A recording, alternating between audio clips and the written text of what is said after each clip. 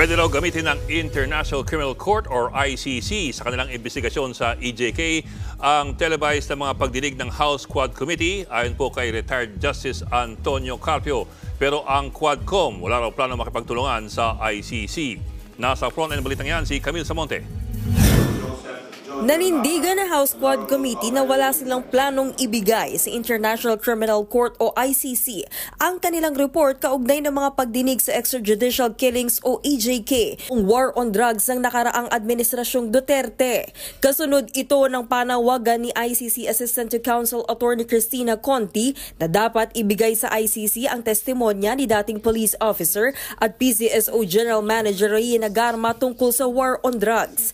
Paliwanag ni House Quadcom Overall Chairman Ace Barbers, hindi miyembro ng ICC ang Pilipinas, kaya hindi obligado ang bansa na makipag-ugnayan sa tribunal. We will not submit to them anything, nor allow any of our witnesses to be interviewed by them.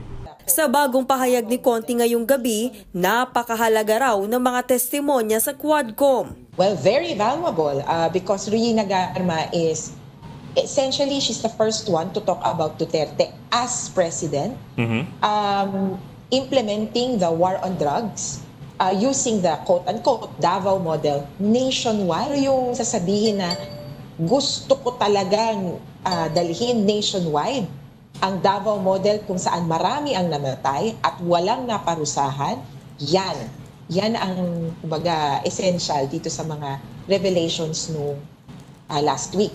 Ayon kay Barbers, pwede namang pakinggan ng ICC ang televised at livestream hearings ng Quadcom. Pero para kay dating Supreme Court Senior Associate Justice Antonio Carpio, mas mainam pa rin kung makakapagbigay ng transcript ng pagdinig sa ICC. Katulad yan, President Duterte before was interviewed and he said, akong nag-order niyan. That's an admission. That's an extrajudicial confession. That's admissible. Ito pwede rin ito. I hope that we officially submit the transcript and the video. No?